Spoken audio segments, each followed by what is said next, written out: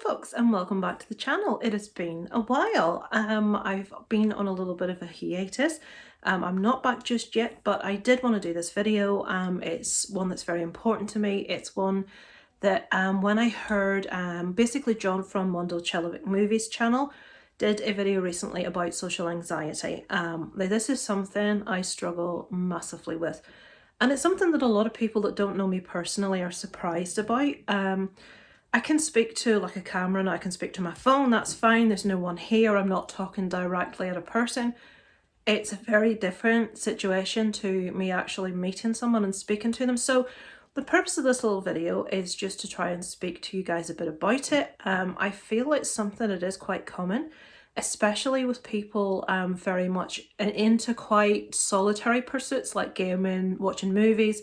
I find a lot of people that I come into contact with feel very similarly and suffer with very similar issues. So this isn't scripted. I haven't sat down and written down anything I'm going to talk about. I'm just going to talk about a little bit. I obviously want to link you to John's video, which is quite extensive. Goes into a lot of detail, is really interesting to watch. For me, my favourite interactions with people, my favourite videos are always the videos where you get a little bit more of that person and their personality rather than just a straightforward what someone thinks of a movie. I like when a little bit of personality creeps in there, which is why it's nice to watch live streams. So let's talk a little, and while I'm talking, if you can hear a lot of shouting, my son is upstairs on Fortnite. It is a new season as from yesterday. He's very excited. He's playing it with one of his friends and you can hear him outside. He's shouting so much. So there we go. We know what that is. So social anxiety. Okay, this is something that as a child it was never anything I considered, thought about. I was always just a shy child. I wouldn't read if people spoke to me, but I used to be in a lot of plays. I used to be in choirs. I used to sing solos. I used to be able to sing, folks. I don't know what the hell happened, but I was fine giving performances and stuff. It didn't cost me a thought. Reading in class, fine, not a problem. Something happened in my early years of secondary school, and it first appeared when I remember John saying that horrible moment where you're ever asked to stand up in front of the class and talk. Mine was even worse than that. That scenario in school where they used to go around the class and round the tables and you would each have to read a section from a novel, the book you were reading. It would get to me. As it was coming closer to me, I could feel my palms sweat. I could feel my chest tighten. I could feel my heartbeat like just get really fast. And when it got to me, my voice was strangled. It was like wobbly. It was wavery. And I do read quite well. Yeah, I don't struggle with reading and with vocabulary, with pronunciation, but I could not read out of these books. I was coughing. I was shaking. I was spluttering. At no stage did any teacher pick up on what was going on. Did they sort of like stop me and go on to someone else? I just had to suffer through this. It was hideous and I had no idea why it was happening. Now, looking back, I know it was a panic attack, and I used to take these panic attacks every time there was the possibility of having to even read aloud in class from a book sat at my desk.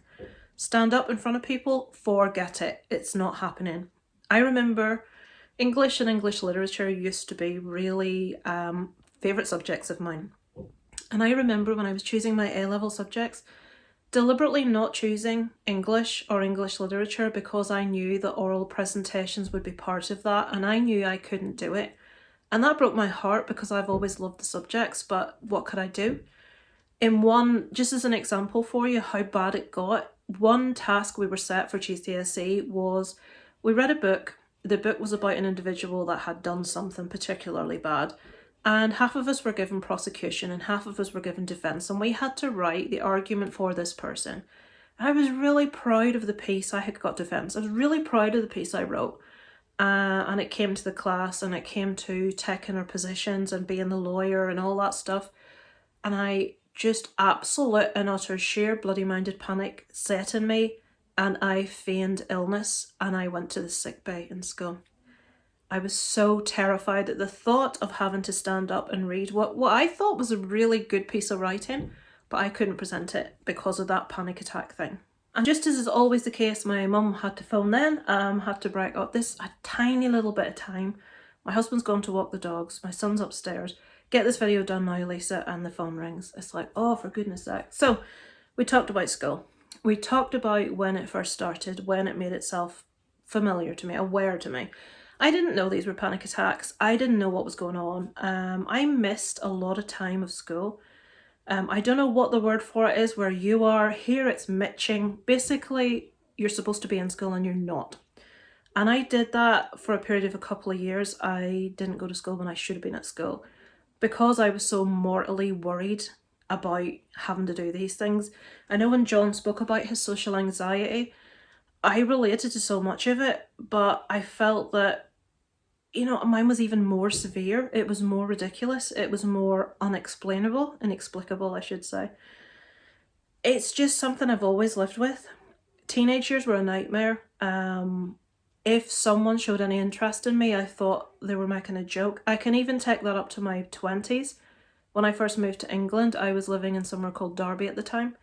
And I was out with some work colleagues and a guy approached me at the bar and I can't remember. I think he said something like, I love your curves, can I buy you a drink? And I'm thinking, that's very odd. But everything in my mind was saying, there's this horrid game that some men play, maybe women do it too, where they have a competition as to who can bag the ugliest or the fattest woman.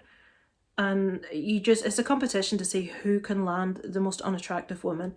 My whole brain says to me, that's what's happening. If anybody comes near me, I'm looking for the joke. I'm looking for other people stood laughing and pointing. I can never accept that a person might like me.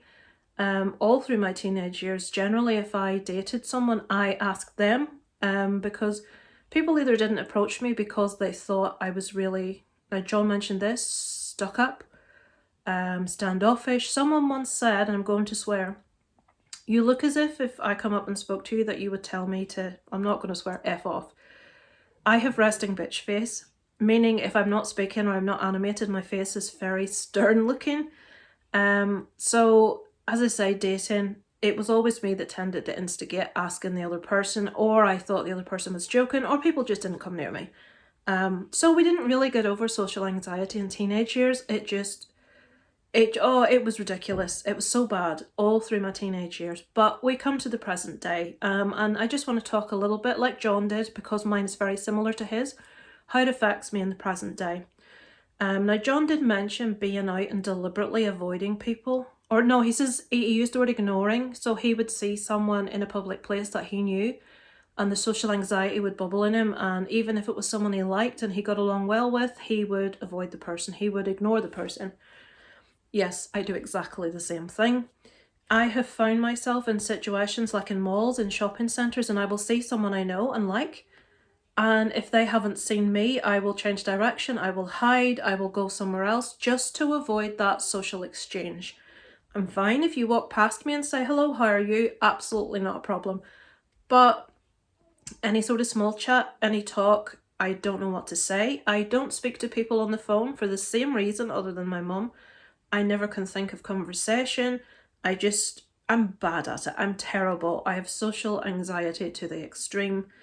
I'm just absolutely hideous. Now, if I get to know a person, I can have some really deep, meaningful, wonderful conversations with them. And I love nothing more than talking to people that I can really connect with and relate to. But it takes such a long time to get to that stage for me. I do the thing John does. I don't ignore. If someone speaks directly to me, I will speak to them, but I will try and avoid that at all costs if I can. And I remember John saying, if I've done this to anyone, I do apologise. I don't know anyone on YouTube in real life, I suppose. So as a matter of fact, in real life, no one that I know other than my best friend who lives in Nottingham, no one actually knows that I have a YouTube channel. I keep it very much to myself. My family don't know, my husband's family don't know, any acquaintances I have don't know, neighbours don't know. It's like that little part of me that I want to keep to me. I just don't feel comfortable sharing me with everyone, if that makes sense. It sounds so weird and so strange, but I would feel I had to really edit and limit everything I said if everyone I knew could watch it. I really envy those of you whose like parents can watch their YouTube channels. I'd be mortified at the thought of that, so it doesn't happen. This is so rambly and I do apologise. I didn't sit down with any intention of covering specific things. Someone did comment when I said I was going to do a video about this, about how much they struggled with it and how much they appreciated other people speaking about it. And that made me even more think, right, I have to come back and just do this video, just break the old like hiatus for a couple of weeks. But yeah, it's ridiculous. You avoid people that you like and you know, because you don't want to have that conversation. I don't speak to people on the phone. People that I've worked with before they've got to know me have thought I was stuck up. I was told, I thought you were up yourself, is the expression that was used. You thought you were too good for other people to speak to, and I hate that because that's so not the way, or not the truth. I'm just so shy, and a lot of people can't accept that an adult can be that shy, that it really puts me off social interaction. And for that reason, people think I have delusions of grandeur, I'm stuck up, I'm posh, I'm none of those things, absolutely none of those things. But it's not really something that you can talk about to people that you don't know well. You can't sort of say, hello, my name's Lisa and I've got social anxiety. People would think you were a weirdo. Well, I am a weirdo, but it's just not something you can talk about. It's not something you can approach with people. On YouTube, you don't tend to get deep enough to tell people things like this. There are some people I've met that I love dearly on YouTube. I have a lot of time for. I feel like they're friends rather than just someone I'll watch. I don't tend to email conversate with many people. I barely email actually, because I don't get the time.